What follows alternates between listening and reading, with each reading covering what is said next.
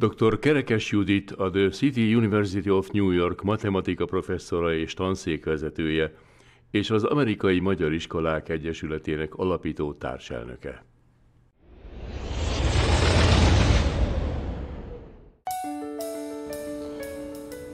Dr. Kerekes Judit vagyok, City University of New York, College of Staten Island, matematika professzora, tanszékvezető. Ez a munka, amiből élek, és mi az, ami a szívem, ez a magyarság. Magyarságszolgálatként nagyon-nagyon sok magyar szervezetnek vagyok tagja, elnöke, aktív résztvevője. Többek között az AMIT, Amerikai Magyar Iskolák Találkozója. Holnap fogunk találkozni a Külügyminisztériumban.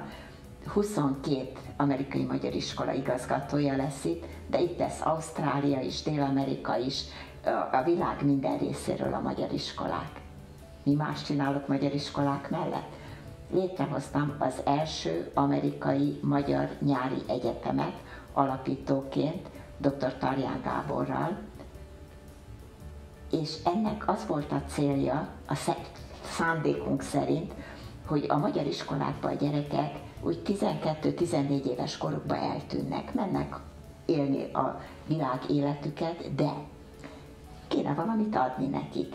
Egy nyári egyetemet hoztunk létre, és azt hittük, hogy ők fognak jönni. És a legnagyobb meglepetésünkre jöttek ők is, Kárpát-medencéből, elszakított területekről, Amerikából, de jöttek azok az 50-70 éves emberek is, akik 56-ba, vagy a családjuk 45-be jött ki, és ugye először otthon kellett teremteni, családot alapítani, tanulni, majd a gyerekeket tanítani, és most jött el az én időm, hogy én is tanulhatok. Tehát a szabad egyetemet voltak, akik így vették.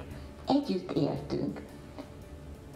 Pennsylvaniában van egy nagy magyar klub, azt kaptuk meg, egy tópartján, egy hétig ott együtt tanultunk. Híres magyar professzorokat hívtunk meg, és a lényeg, egy színdarabot játszottunk el.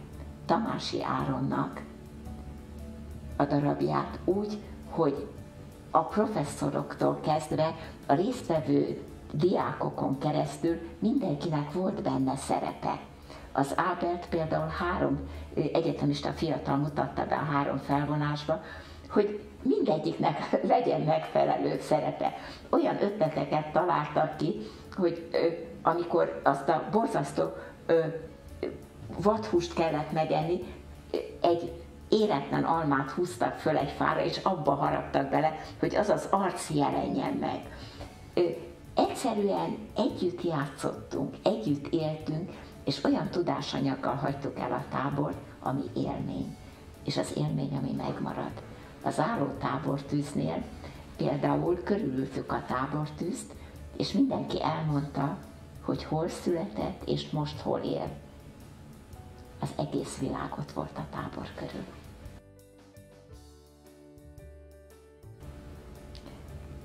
A tanári pálya nem a tanításról szól.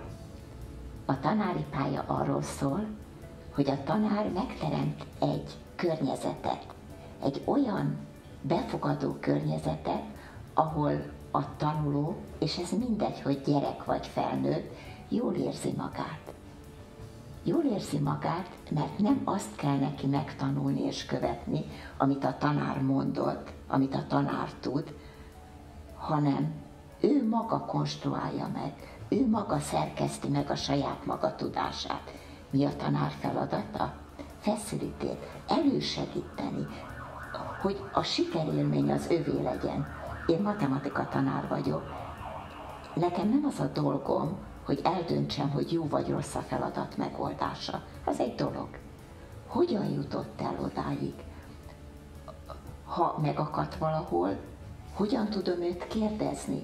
A kérdésemmel hogyan tudom őt hozzásegíteni ahhoz, hogy a sikerélmény az övé legyen. Mert az a miénk, amit a lelkünkben, az agyunkban, a szívünkben elviszünk magunkkal, és elviszük magunkkal. Ha ezt egy élménnyel kaptuk meg, akkor az élmény is a miénk. És ez rajtunk múlik, hogy milyen környezetet teremtünk, milyen tanulási lehetőséget teremtünk. Ez lehet egy osztályterem, lehet egy tábor, lehet bárhol. Nem a környezet a fontos. Én is tanár vagyok. Hogy lettem tanár? Menjünk vissza egy pár száz évet. 1840-ben született a déd nagyapám. Őt Schröder Károlynak, Báros Schröder Károlynak hívták, aki 4 országba végezte el az egyetemét, hogy mérnök lehessen. A családja templomépítő mérnök volt, és megkapta a diplomát, és franciául, és németül, és angolul beszélt, és nem tudott dolgozni. Miért nem tudott dolgozni? Mert akkor nem volt még olyan szemüveg, az olvasó szemüveg, ami ma fillérekért beszerezhető bárhol. Mit csinált? Még egy nyelvet megtanult, elment tanárnak, ezt már Budapesten csinálta, és megtanulta a pedagógus munkát. Akkor még királyság volt, és Magyarországon őt kinevezték, először Budapesten, majd később a Körmöcbányai Reálgimnázium igazgatójának. Abban az időben volt egy híres olasz festő, Grimm festő, aki hatalmas nagy festményt készített róla. Ez a festmény Trianon után is ott maradt a falon. Schröder Károlyt szerették. Az ő felesége is tanárnő volt. Gizike. Hogyan lett ő tanár? Elvégezte a tanítóképző főiskolát, és kikerült egy pici faluba.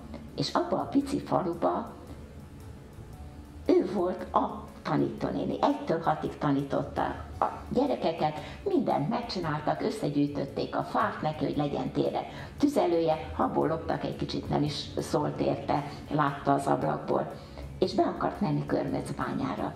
És mondta, hogy hát szeretne egy szánkóval bemenni Körmöcbányára. Kedvenc tanítójuknak mondták, és milyen szánkót szeretne. Csak rávágta viccből, lilát. Reggel ott állt a lila szánkó az ajtaja előtt, és kis lovacskák csilingelő csengővel a Kárpátok gyönyörű fehér hótakaróval borított fenyőerdők között bement Körmöcbányára. Sok-sok évvel később tudta meg, hogy azon az éjszakán széklával festették meg neki a szánkot. Menjünk tovább. Dédszüleim, nagyszüleim. Nagyszüleim is pedagógusok voltak. Nagyapám süketném a gyerekekkel foglalkozott. Azért választotta a gyógypedagógiát, mert az egyik testvére beteg volt, és ő rajta szeretett volna segíteni. A szülei papnak szánták, de ő gyógypedagógus lett. És hát jött az első világháború, ő is, mint mindenki más, ment szolgálni, őt Fiumébe, akkor Fiumébe elég komoly szolgálat volt, 7 évre vitték le Fiumébe. Parancsnok volt, tette a dolgát, és lehívta a feleségét is, akkor már 3 gyerekük volt, és felesége lejött Fiumébe. Úszott az Adriába, szerette a vizet, gyönyörű volt, és a jegygyűrűje leesett az ujjáról. Hát mondta, hogy keressük meg. Mondta, hogy nagyon szeretnek, édesem, de ez mégiscsak lehetetlen az Adriából kiszedni egy gyűrűt, ami leesett az ujjadról. Jó, 50 katonát kirendelt, egy álló napig verték a vizet, természetesen, hogy nem lett meg a gyűrű, hát ez nyilvánvaló volt. És akkor azt kérte még, hogy de Aladár, csak még egyszer, jó, még egyszer belemerítették a vödröt, és ott volt ez a gyűrű. És az élet érdekessége, hogy ők a II. Világháború végén haltak meg, nagypapa és nagymama is, és ebből a gyűrűből temette el őket édesanyám és édesapám. Nem maradtak ott Fiumében, mert a Riszti nem bírta a párás levegőt, visszaköltöztek Körmöcbányára, és akkor született meg édesanyám, Lottika. Lottika pár hetes volt, amikor volt Trianon. 2 lehetőség volt, vagy aláírják a csehszlovák törvény szabályait, vagy elmennek. Nem írták alá, eladtak mindenük egy gyönyörű 4 szalonos lakásukat, vettek egy vagont, abba berakták a 4 gyereket, és mentek is Magyarországra. Hát a váci rendezőn laktak vagy fél évig, ami még volt, nagyon sok mindent el kellett adni, hogy etetni tudják a gyerekeket, és Kaposvárra kerültek. a Kaposvári Süket-Néma Intézetbe kapott nagypapa állás, a rajzterem volt a lakásuk, és a szertárból csináltak konyhát, de elindult az életük. És még egy történet Lottikáról, ő nagyon jó hallása volt, a 3 nagy testvér 10 évvel idősebb volt, és mindenkinek kellett zongorát gyakorolni. Ő a szekrény tetején egyikről a másikra ugrált, és amikor valamelyik mellé ütött, akkor a szódás üveggel bum. Később ez lett az élete, tehát testnevelő tanár volt, tehát a mozgékonysága már egész pici korában megvolt. Nekem valami más volt, ami vonzó volt. Én szerettem a matematikát, és a Szegedi József Attila Tudományegyetemen kaptam matematika tanári diplomát. Először középiskolában tanultam, közben még 2 másik egyetemet elvégeztem, úgyhogy 3 egyetemen van. Aztán ledoktoráltam, és a Kecskeméti Tanítóképző Főiskolába kerültem tanítani, majd Kremszbe a Pedagógiai Akadémiára egy ilyen csere kapcsolat során kerültem ki, és azután kerültem Hollandiába, és azután kerültem Amerikába. Ez az életem.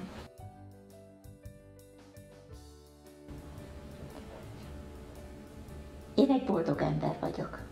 Azt csinálhatom, amit tanultam. Ez nem minden embernek adatik meg. Egyetemen, New Yorkba, a City University of New York College of Staten Islandnek vagyok a matematika tanára. Ez munka? Nem. Nekem nem. Én élvezem, és repülnek az óráim. És a hallgatók is keresik az alkalmat, hogy bekerülhessenek az óráimra. Tanítok matematikát, haladó matematikát, vezetek kutatást, mestermunkát, tehát a diplomamunka írását vezetem, gyakorló tanításokat vezetek. Tehát amit kell, hogy látom a fejlődésüket, látom, amikor kezdő hallgatóként megjelenik nálunk, és azzal kezdi, hogy héttömet, tehát utálom a matekot. De matekot is kell tanítanom, mert általános iskolai tanár akarok lenni, és minden tantárgyat kell tanítanom. És ahogy megváltozik, és ahogy a matematikához való hozzáállása megcserélődik, és eljut odáig, hogy szeretem a matekot. Van egy sztorim. Általában az irodám ajtaja nyitva van, akinek van valami kívánsága, kopog az ajtón, bejön, és elmondja, hogy sírni kell, vagy örülni kell, mert gyerekem született, vagy beteg lettem, vagy teljesen mindegy. Jól érzi magát, elmondja, és sokszor, ha meghallgatom, már önmagába előre megy. És akkor kopognak az ajtómon, és jött egy nagyon-nagyon régi tanítványom. Több mint 20 éve tanítok ezen az egyetemen. Na, gyere, mondjad, miben segíthetek? Hát, baj van. Hát jól nézel ki. Mi a gond? Hát az a gond, hogy ő világ életében utálta a matekot, nálam megszerette, és ő most matektanár. Hát ez nagyon jó. Igen ám, de van egy lányom, tessék, itt a lányom, 18 éves, csinálj vele valamit. És a lányából matektanár lett, és nem csak matektanár lett, létezik egy olyan szervezet Amerikában, amit úgy hívnak, hogy NCTM, National Council of Teachers of Mathematics. És ez a kislány velem együtt tartott előadást ezen a nagy nemzetközi konferencián. Ma is sikeres matektanár. Tehát amikor már generációk jönnek vissza, és amikor úgy érzi, hogy rád meri bízni a gyerekét, a legféltettebb, legnagyobb kincsét, ez az életnek egy ajándéka. És a másik ajándék, amikor a hallgatóid sikeresek. Mert az, hogy te elmész és tartasz egy előadást, írsz egy cikket, megjelennek könyveid, ez egy dolog. Igen, kell a szakmai előremenetelethez. De amikor már a hallgatóidat viszed konferenciára, és most elmondok egy érdekes történetet, most történt nem régen, pár hónapja, a Magyar Tudományos Akadémia Varga Tamás 100. évfordulójára egy konferenciát hirdetett meg. Lovász professzor úr nyitotta meg a konferenciát, és erre a konferenciára pályáztunk a hallgatóimmal, 3 poszterpályázattal jelentkeztünk. A hallgatóim eljöttek, elmondták a saját kutatásaikat. Volt közöttük egy amerikai, volt közöttük egy európai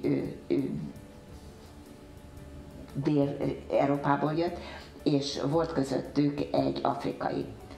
Az a kislány, aki Európából jött, kislány, tanárnő, középiskolai tanár, eljött az édesanyja Montenegróból.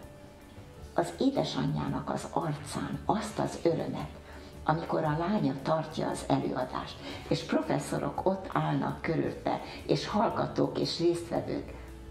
Én azt gondolom, hogyha az életemben volt szép pillanat, ez azok egyike.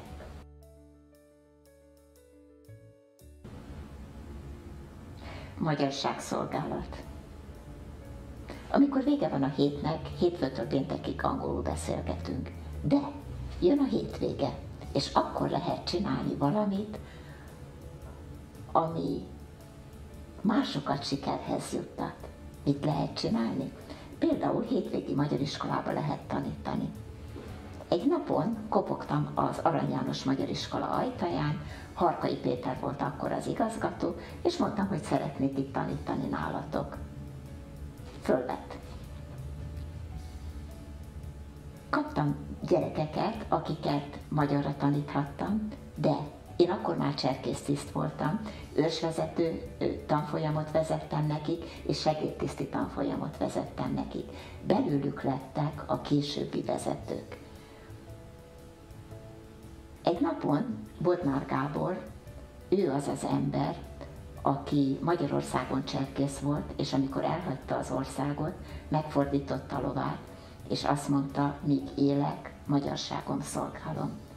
Németországban menekült táborba létrehozta az első külföldi magyar cserkész szövetség szervezetét, néhány gyerekkel.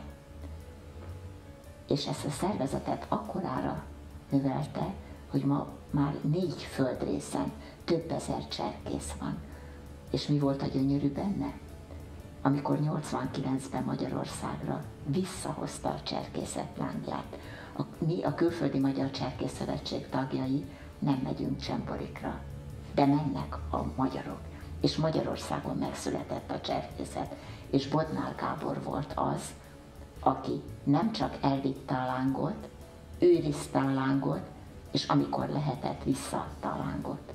Bodnár Gáborról sok sztori van, nagyon jó emberismerő volt, 8 saját gyereke, üzlete és mindene a magyarságszolgálat. Én abban az időben a New York-i Magyar Színházban szerepelgettem, színész voltam, alelnök voltam, és volt egy műsorunk, aminek az volt a neve, hogy Pódium. Ez a pódium arról szólt, hogy híres embereket meghívtunk és beszélgettünk vele, én voltam a beszélgetés vezető. És egyik alkalommal Bodnár Gáborra kellett ezt a beszélgetést levezetnem. Február volt, és nagyon nagy hó volt.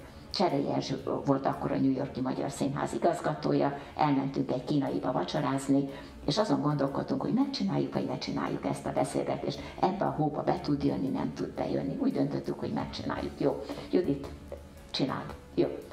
Odaállok Bodnár Gáborral beszélni, nem volt hajlandó leülni, ő csak állva volt hajlandó interjút csinálni, és mindenféle kérdésre gyönyörű válaszok volt, egy nagyon jó pódiumműsor született meg. Büszke voltam magamra, tévedtem.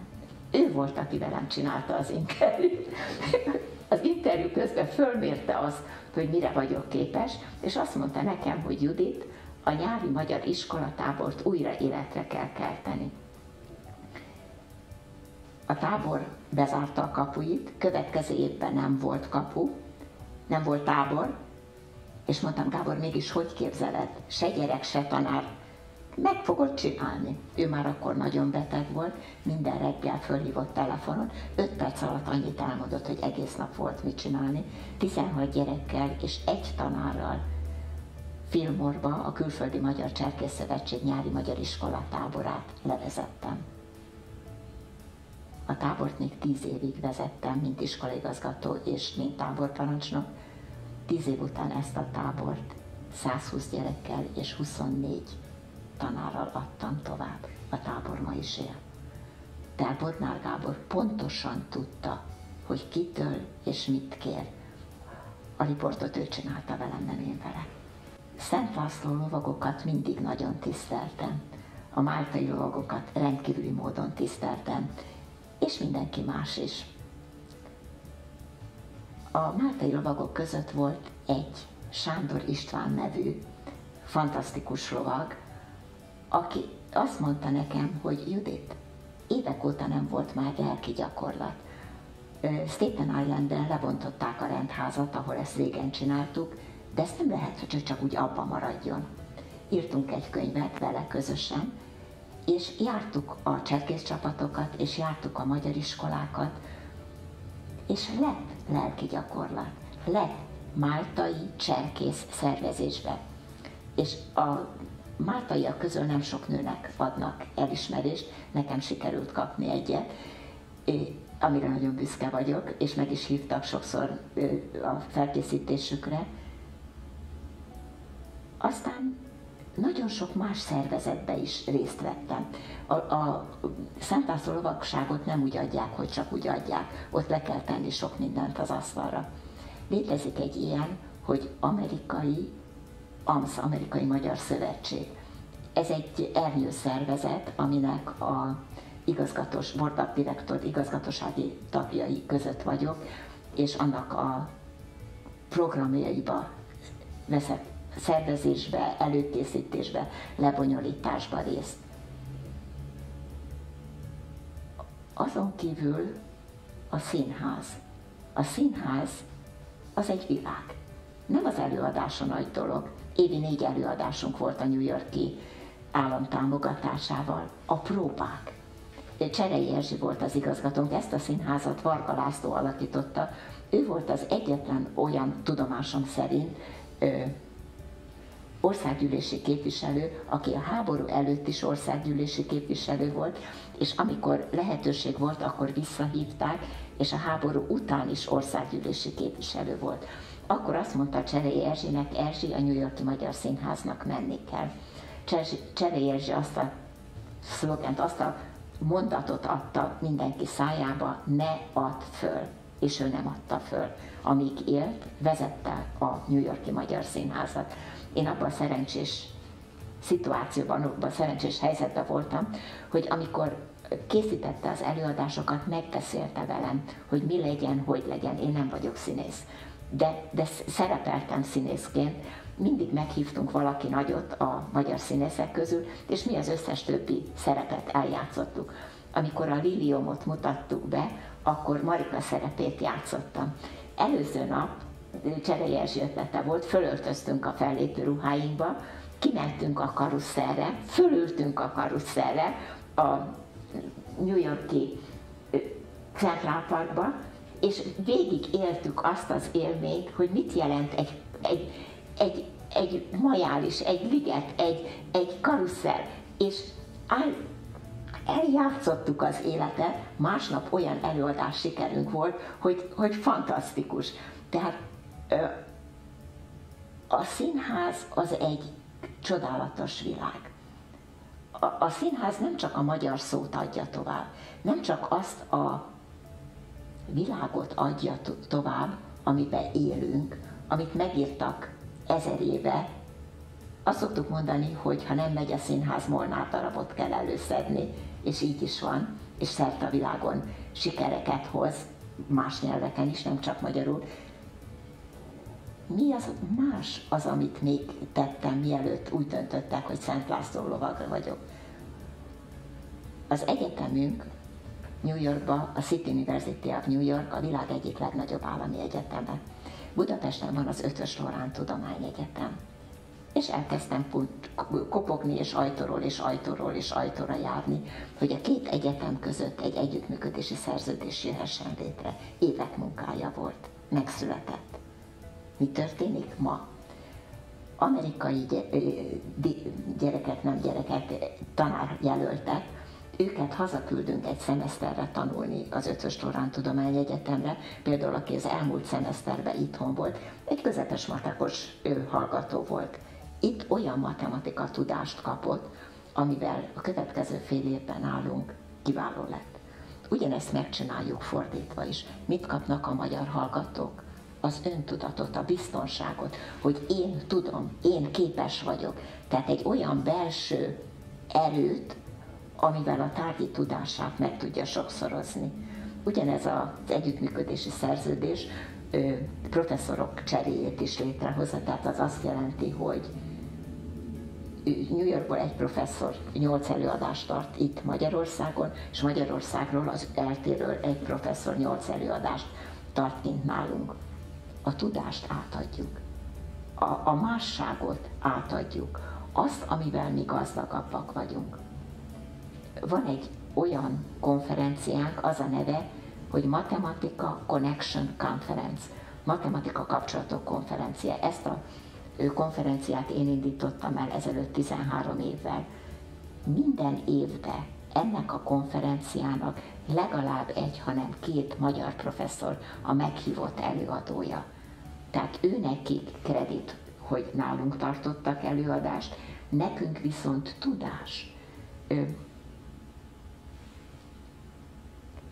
Olyan professzorok, mint például Lénát professzor, aki van nálunk az euklideszi geometria, ami síkgeometria, és létezik a bolyai féle geometria, ami gömbgeometria, világon óriásiak vagyunk, és Lénát professzor kidolgozott egy olyan szisztémát, amivel segít megérteni, mert a megértés az egy élmény, az egy csodálatos dolog. Volt olyan előadása, egy előadásán 400 hallgató vett részt, és a 400 hallgatót úgy tudta mozgatni, hogy mindegyik megértette, hogy mit jelent a gömbgeometria. Vagy van Csoldön professzor, aki a valószínűség számításról olyan valós élethelyzeteket teremtett, aminek a megoldása során az amerikai hallgatók megértik az összefüggéseket. Én azt gondolom, hogy ezek a csodálatos élmények, és mindaz, amit ezáltal ad az ember, annak volt egy elismerése,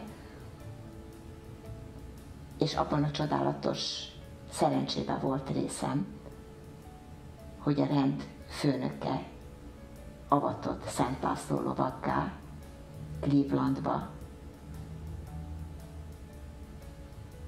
ami egy életre szóló kötelezettség, feladatvállalás és egy nagy élmény.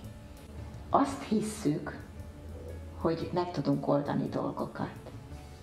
Egyedül semmit se érünk.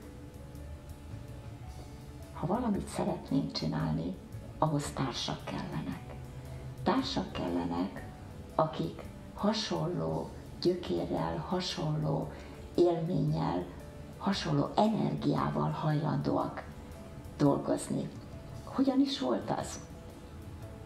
Létezett egy New York-i magyar iskola, akinek abban az időben az igazgatója Petrecki Katalin volt, és létezett egy American Hungarian kollégium, ez volt az első amerikai magyar nyári egyetem, aminek én voltam az alapító elnöke. És beszélgettünk. És beszélgettünk arról, hogy itt vannak a magyar iskolák. És a magyar iskolák tanárai egész héten dolgoznak. Szombat, vasárnap, ki mikor hol tartja, bejönnek, saját pénzükön utaznak, 1-2 óra autóvezetés van benne, a szülők elhozzák a gyerekeket, áldoznak időt, energiát, és nem kapnak továbbképzést. A forrás is olyan, hogy ahhoz, hogy a forrásból a víz elő tudjon jönni, neki is kell utánpótlás. Tehát neki is kell valami energia, amit föltöltődve azt tovább tudja adni. És akkor azt gondoltuk, hogy csinálunk egy tanári konferenciát. Csináltunk is 8 évvel ezelőtt. És ez olyan sikeres volt, pedig csak ott New York, New Jersey, Connecticut, tehát a környező államoknak csináltuk, és akkor azt mondták, hogy ez kellene. És a New York-i főkonzulátus az összes termét egy-egy napra minden évben rendelkezésünkre bocsátja. És aztán jöttek. 5 államból, 10 államból, 20 akárhány államból, és jöttek a magyar iskola tanárok, a magyar iskola óvónők, magyar iskola vezetők, mert szükségük volt valamire. Szükségük volt föltöltődésre. Szükségük volt arra, hogy egymástól is tanuljanak, nem előadásokra vártak, hanem olyan módszertani segédanyagokra, amit ha hazamegy, akkor azonnal használni tud. Tehát például az innovatív tanítási módszer, vagy a projektpedagógia, vagy bármi olyan módszer, amivel a gyerek aktív részese a tanulásnak. Mert ha én elmondom, hogy ekkor és ekkor jöttek a törökök, ez és ezt csinált, és 1526, nem ez a fontos. Az a fontos, hogy a gyerek élményként részese legyen annak, hogy ez hogy született meg. És volt például egy kisfiú az osztályomból, a Lacika, aki papírból kihajtogatott mindent. Minden héten, minden szombaton új játékkal jött. Megcsinálta a dobókapitányt, megcsinálta a törököket, olyan kis papír ágyukat csinált, amivel lőni lehetett, és biztos vagyok benne, hogy az élmény az övé volt. Vagy egy másik alkalommal a gyerekek, az osztályom saját maguk színdarabot írtak be. És azzal elmentek, én felső tagozatot tanítottam, lementek az óvodába, meg az első osztályba, és ott úgy játszották el a gyerekekkel, hogy azok a gyerekek is részesei voltak ennek. Egy másik színdarab. Létezik Magyarország Barátai című szervezet. Viziel Szilveszter hozta létre, professzor úrnak óriási tiszteletért, a mai napig is él. Én is tagja vagyok ennek a szervezetnek, és ez egyik ilyen találkozás alkalmával a Sándor palotában volt fogadás. Oda mentem Áder János köztársasági elnökhöz, és mondtam neki, hogy elnök úr, meghívhatnám Amerikába? Azt mondja, hogy nem. Miért nem? Mert március 15-én akartam meghívni. Március 15-én tavaly egy kis faluban megígértem, hogy elmegyek az ottani március 15-i ünnepére, de olyan hóvihar volt, hogy nem tudtam elmenni. Nekem ott a helyem. És mikor máskor hívhatnám meg? Hát októberben ez közgyűlés lesz, ha ő több államot megszervez, és több magyar szervezetet mozgósít. Jó, megpróbálom. Ott volt New York, New Jersey, Connecticut, Massachusetts, 6 állam volt ott, és 30 szervezetnek a vezetői mutatták be a saját magyar szervezeteknek a munkáit. A legnehezebb az volt, hogy mindenki szeret dumálni, és azt megtartani, hogy 3 percnél tovább senki ne tartsa a mikrofont, tehát ha azt akarjuk, hogy mindenki bemutatkozzon, akkor ez csak így lehet, sikerült, egy ember volt, aki túlbeszélte, de az összes többi betartotta, ami egy nagyon nagy dolog volt, és ezt a fogadást, amire eljött Áder János köztársasági elnök úr, nagyon érdekes, nem tudom, hogy csinálta, amikor megállt a templom előtt, és ott sok magát fontos embernek tartotta át elől, így átlósan átjött, kezet fogott, és megköszönte, hogy meghívtam. Ezt mondták-e neki, vagy ő magától csinálta, nem tudom, de így történt. És erre az alkalomra írtam egy színdarabot. Szent István király fölajánlja a koronát Szűz Máriának, és egy akkor 6 éves kislány volt az, aki eljátszotta ezt a szerepet. Mindenki részese volt, tehát az egész iskola szerepelt benne, de ő volt az, aki a koronát fizikailag fogadta, és van egy ilyen ének, hogy Isten hazánkért térdelünk elődbe. Ezt az éneket a 800 ember együtt énekelte, és utána Amália, keresztes Amália, ez a kicsi baba, kicsi kislány egyedül a második verszakot elénekelte, és csengő hangja betöltötte a termet. Azok a gyerekek, akik ennek részesei voltak, olyan élménnyel távoztak onnan, ami egy életre emlék marad nekik.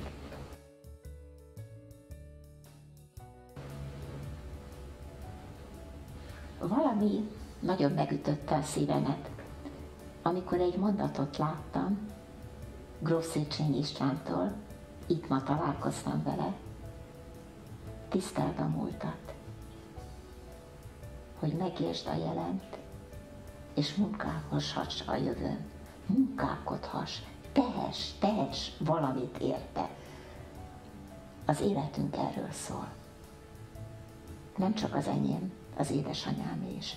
Édesanyám, dr. Kerekes Istváné Hámori Sarolta, Lottika, elmúlt múlt 100 éves, most már 100 év és 4 hónapos, nagy tisztelet veszi körül. Mi a tisztelet egy pedagógusnak? Amikor 90 éves volt, akkor mondta a Kaposváron, ő Balatonfüreden lakott, mondta a Kaposváron lévő egykori tanítványainak, hogy elnézést, én több érettségi találkozóra nem tudok menni, nem kocsival jár, tömegközlekedéssel, oda már lemenni nekem nehéz. Nem baj, Lotti néni, majd mi jövünk. És azóta több mint 10 éve az érettségi találkozókat a kaposvári diákok Balatonfüreden Lottika házába tartják. És jönnek, és minden évben jönnek, nem csak Magyarországról, Kaposvárról, Kecskemétről, Győrből, jönnek Svédországból, jönnek Svájcból, és együtt vannak. És ami érdekes, Lottika emlékszik a csinteléseikre is, kinek udvaroltak, és arra, hogy mekkorát ugrottak, mennyit futottak, mit jelentett nekik a kajás olimpia. Mi is volt a kajás olimpia? Magyarországon az élelmiszeripari iskoláknak minden évben egy sportversenyt rendeztek, ahol a szertornától kezdve az atlétikán keresztül, a pingpongozásig, a sakkozásig, a fotbalig mindenbe teljesíteni kellett. És Lottika diákjai többször megnyerték ezt a versenyt. Az egyik országos versenyt egyik évben már csak a foci volt hátra, és mondta nekik édesanyám Lottika, hogy fiúk, semmi esélyünk nincs rá. Azt mondták, hogy Lotti néni, ezt is megnyerjük. Ha megnyeritek, nem nyeritek meg. Lotti néni, és ha mégis megnyerjük, megiszik velünk egy korsos sört? Abban az időben egy középiskolás diák, a tanár egy korsos sört megígyan, elképzelhetetlen volt. És megnyerték a versenyt. És országos elsők lettek, megitták a sört, és utána hazavitték azt a zászlót az iskolának, ami az országos első helyezett volt. Mi az érdekes? Az, hogy ezek a versenyek összekovácsolták őket. Tehát nem a dobogón állás az igazán nagy dolog, hanem azok az edzések, azok az egymásra utaltságok, amikor mindent meg kell tenni. Amikor az egyik futó, Oplatka Gábor negyedik lett egyik alkalommal, mert mindig első szokott lenni. Megkérdezte Lotti néni tőle, hogy de hát mi történt? Egy másik gyerek egy szöges cipővel belelépett a lábába, és úgy is végigfutotta. Tehát az együtt egymásért, és ha én most fáj a lábam és kiállok, akkor a csapatom nem győz. Tehát a csapat, nem az a fontos, hogy én legyek a dobogón, az a fontos, hogy a csapatom nyerjen. Tehát ez a pozitív versenyszellem, ami egy életen át megmarad bennük, ami a mai napig összehozza őket, ez egy fantasztikus dolog. És ez, amit édesanyámtól tanultam. És ez az az örökség, amit, amikor kikerültem Amerikába, és ott a magyarságomat szolgálhatom. Legyen az egy iskolatábor, legyen az egy magyar iskola, legyen az a színház, legyen az bármi magyar közösség. Én ott felelősséggel vagyok. Nem az a fontos, hogy én mit csinálok.